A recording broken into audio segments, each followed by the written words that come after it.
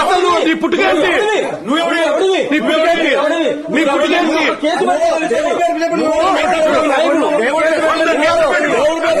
మాట్లాడరు మీరు. అసలు నీ పుట్టుకేంటి?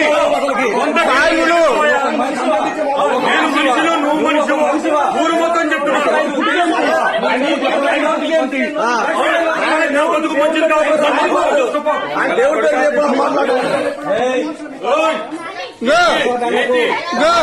నీ పుట్టుగా మాట్లాడకూడదు సాయిబులు.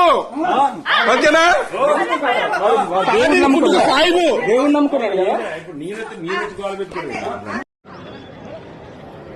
ఇది భద్రాచలం రామాలయం దగ్గర 6 అంతస్తులు నీలమట్టం అయిపోయింది.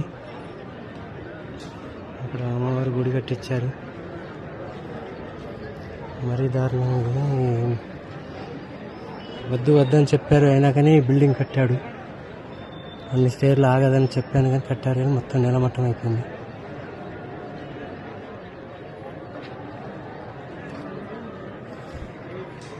ఇక్కడ పక్కన సత్యసాయిబాబా టెంపుల్.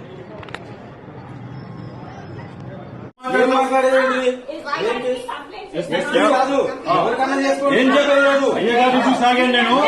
ఈ పని నువ్వు చూసుకో. ఖబర్దార్, జాగ్రత్త. సార్ ఏంటి సార్ ఇది బెదిరింపులు? ఏంటి నువ్వు 10 మందికి అడుగు తిట్టున్నావు? అర్థమైందా? నువ్వు డబ్బులు అడిగావు. నువ్వు డబ్బులు అడిగావు. సాక్ష్యం చెప్పు. సాక్ష్యం చెప్పు. అడిగావు నువ్వు.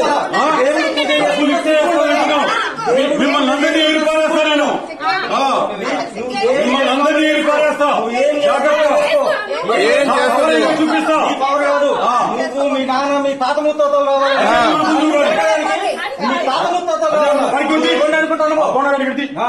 ఏమండి వాడు వీడు కాదు, రెస్పెక్ట్.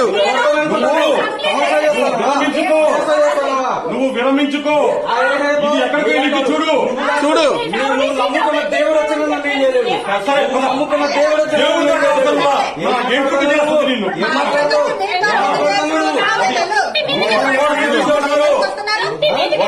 ఈవో గారు వచ్చారని వచ్చాం.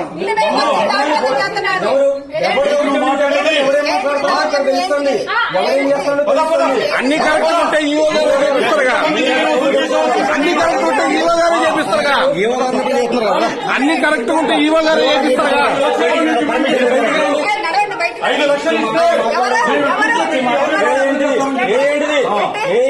5 లక్షలు ఇవ్వండి డిమాండ్ చేశారు. సాక్ష్యం చూపెట్టండి. సాక్ష్యం చూపెట్టండి. సాగోనని చెప్పాను. 5 లక్షలు అడిగారు. 5 లక్షలు అడిగారు. సాక్ష్యం చూపెట్టండి. 20 లక్షలు నువ్వు 2 లక్షలు 5 లక్షలు నిన్ను నువ్వు అడ్డం పెట్టు. మీ అందరికి పుడిచిపారేసే టైం వచ్చింది. అందుకే నా దాకా వచ్చింది. ఓకే ఓకే మాదైతే ఏమండి ఒక స్లాబే వేసుకోవట్లేదు కానీ మమ్మల్ని ఏం చేయగలుగుతారు? నీ వల్ల కాదు. ఈవో గారు ఉన్నారుగా. ఈవో గారు కరెక్ట్ అయితే ఆయన వేపిద్దరు కదా.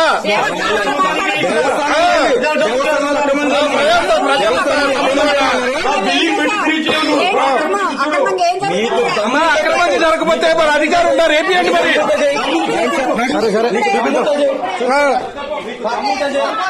అధికారులు ఉన్నారు కదా, అధికారితో చెప్పండి పర్మిషన్.